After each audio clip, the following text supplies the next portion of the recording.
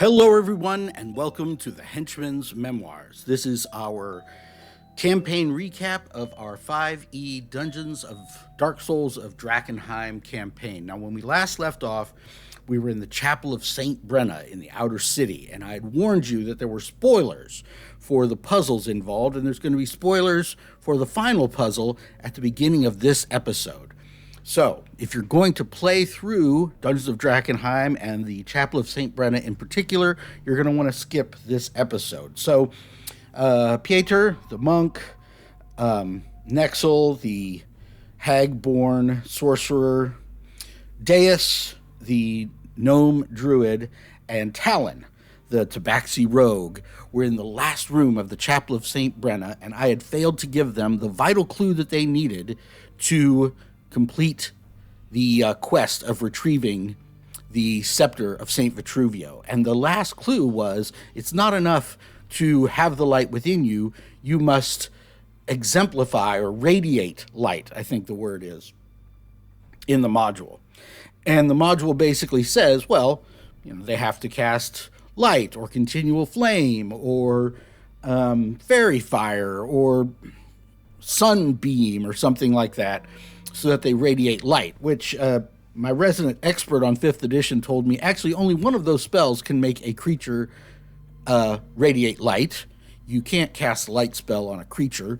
And if it's enough for something you're carrying or wearing to shed light, well, then you would just hook a lantern to your belt and that would work just as well. But anyway, technicalities aside, we handled this last part of this room over the over Discord, basically, over a chat. And while everybody else was trying some way to figure out how they were supposed to radiate light, Pieter lit the big bonfire that was in that room and then stepped into it. And while he was on fire, went over and lifted the Scepter of Saint Vitruvio. Now, he was thinking, of course, that maybe you would be supernaturally protected from the fire somehow in order to complete this quest. But none of that. He took damage. He went down. Somebody healed him. He got right back up, lit himself on fire again. And then somebody figured out, hey, our druid can cast fairy fire on you. Why don't we try that? And so they did that, and they managed to get out of this dungeon. So now all they want to do is get out of the city. They've got the scepter, and they're all out of key points. They're all out of spells. They're low on everything is awful, and they just want to get out of the mists. And they had to roll an encounter check, and they didn't get an encounter. But I had a pre-planned encounter that they couldn't avoid. They could avoid fighting in this encounter, but they couldn't avoid being in the encounter because I've taken the different parts of the city, as I said, and I've turned them into different sort of creepy themed areas. Each area kind of is haunted and cursed in a different way. And the area that they had come through to get to the Chapel of Saint Brenna, I called the Orphanarium. And it's this the empty streets, and up in a window you see a little kid, and then he runs off, and you see these kids running across a alleyway in the distance, that kind of thing. So as they're leaving, they're trying to get out. They've got the scepter, and they hear the sound of something clickety-clackety, something big coming their way, and a group of orphans come running around the corner, trying to get away. And they see what's chasing them, and it is a brain collector. Brain collector is from Pathfinder, but I think they're also a public domain Call of Cthulhu kind of creature. So I had painted this guy up just for this part of the city, and he comes clickety-clacking around the corner chasing these orphans, and the orphans are just pell-mell trying to get away. So we roll initiative. Pieter goes over to one building, kind of over here. He doesn't have any ranged attacks, so he's just getting ready for whatever's going to happen. I think Talon climbed up this building right away. There was a gate here. There was a fence across this way. And then my guys got to go, and basically 3 of them took off, and one of them, the brain collector, stabs through him with one of these crab feet and then pulls him up to his mouth, and these tentacles kind of come out from his little jaws there, and just rip the top of this thing's skull off and gulp down its brain. You can see it's got a bunch of exposed brains on its back, hence the name. So everybody was pretty freaked out by that, but we're not using fear and horror rules. So he got this one orphan, and the characters were like, these don't look like specters, right? These look like real. And I was like, yeah, they look like real kids. So they felt like they wanted to help protect them. So I got these nifty building tiles to represent the city in a kind of a modular way. And it lets you, you turn them over and you've got the interior of all these rooms. This whole set is for Curse of Strahd. So a lot of the buildings are kind of ruined looking and you know, dirty inside and so forth. So it's a really cool set.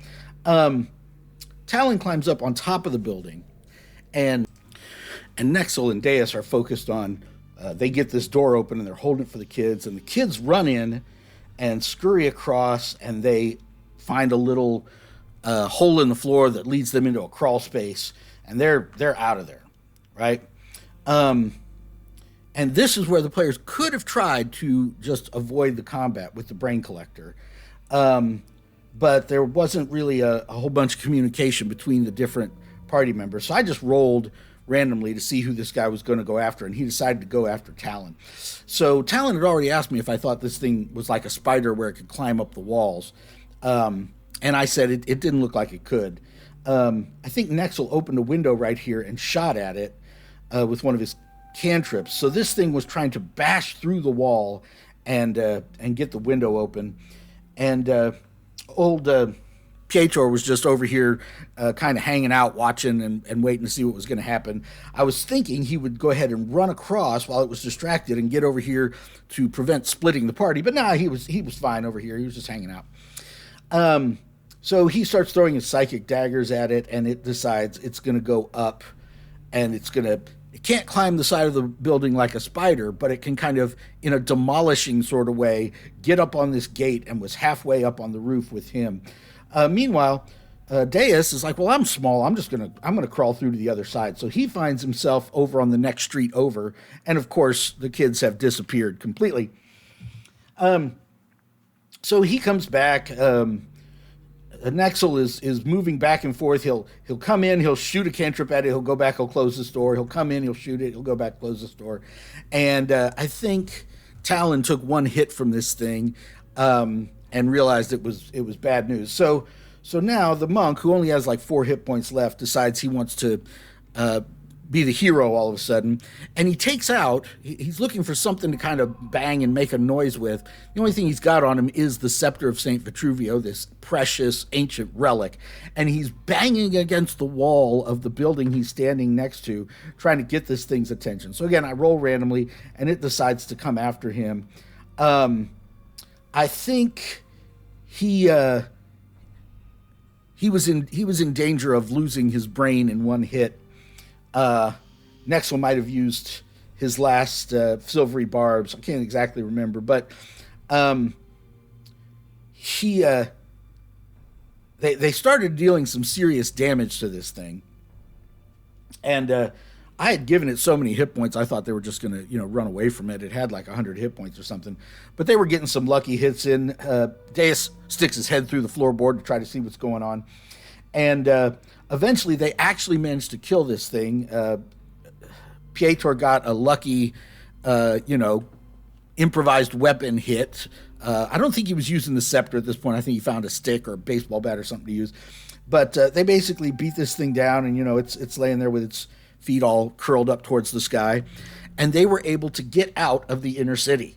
So this was a little bit discussion within the group, because they had promised the scepter to 2 different factions. They had promised it to High Flamekeeper Ophelia Reed, who represents the Paladins of the Silver Order, but they had also promised it to Blackjack Mel, who represents the Thieves Guild called the Queen's Men. And Pietro's character had been resolute that they were going to give it to the Silver Order, not the Queen's Men. And Talon didn't feel like he wanted to go against the whole party. Everybody was kind of headed in that direction. And so they made their way to Camp Dawn, which is the headquarters of the Knights of the Silver Order. So they went downriver and eventually get here. They're confronted by the guards and stuff. And as you can see, the whole theme of Camp Dawn is it's laid out in this very structured, orderly, sort of militaristic way. They have all these tents and wagons and everything else for everything you would expect in a large military camp. They have this tower here has some griffins nesting on top of it, which one of them they got to see somebody ride out to patrol around the city. This is a constantly burning fire, right? It's kind of a giant continual flame because, of course, they worship the bringer of the flame, Ezra, the goddess of my campaign, and they worship her specifically as the light bringer and so forth. So they get in there and they get to this. They talked to somebody and was told Ophelia Reed was here in this command tent. And they get in, and the Knights of the Silver Order have this giant table that's a map of the city with all these different sort of chess pieces on it, laid out where all they think the different monsters and factions and everything else are. And my players were kind of interested to get a look at this thing and see how much they could find out. But there were some guards at the door who kind of stopped them. And they told what they were there for. Ophelia Reed comes forward. She takes the Scepter of Saint Vitruvio, and she asks them all about all the details of their search of the city, in search of the temple. And pretty soon, a lot of paladins and squires are gathered around to hear this story and their confrontation with the Brothers of the Fallen Fire and their eventual solution to the puzzle and all this kind of stuff. So Ophelia Reed pays them, and not only do they get gold, but they get I think it was uncommon magic item or something. They chose a amulet of alertness in the form of a holy symbol of the even star, Ezra. So now I don't think they can be surprised, and he gets advantage on initiative saving throws, or whoever's wearing it gets advantage on initiative checks. So this goes on for a while. They're invited to Vespers, the evening prayers, and all this stuff. They rest in one of the tents. And I had been talking to Talon's player, and Talon had decided that his character's whole sort of goals and the whole way he made up this character just wasn't going to fit very well with the rest of this campaign. So he told the party, the rest of the players at this point, that they wake up the next morning and his character's just gone. And he left them a little note that's like, see you later, alligator. I'm going to go pursue my own quests, best of luck and everything. And this character is kind of retired from the campaign, which of course means that he's going to end up joining the Queen's Men, and I'm going to bring him back. The evil version of Talon is going to come back with a chunk out of his ear and a scar across his eye, and he's going to be like, we meet again. And, he's going to be like a 15th level rogue fighting against them. So the next morning comes around, and they come out of their tents, and they meet Knight Captain Theodore Marshall, who is the head of the entire Knights of the Silver Order faction. So meeting a faction chief is a big sort of campaign goal. It's one of these, achievement unlocked kind of moments. And they meet him, and he tells them, they're just the kind of go-getters that he's looking for to complete a mission in the outer city. And he introduces them to Atticus. Atticus is a artificer, and he is the replacement character for the player who had been playing Talon. And as an artificer, they were particularly interested in him finding out more about this character, Oscar Yoren, who is a malfeasant wizard who was formerly part of the Amethyst Academy, and he was a genuine licensed wizard.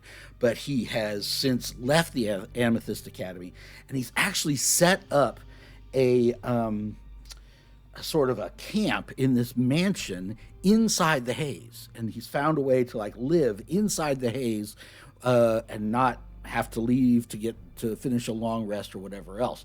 And he's been supplying these special potions that allow you to resist contamination to the hooded lanterns.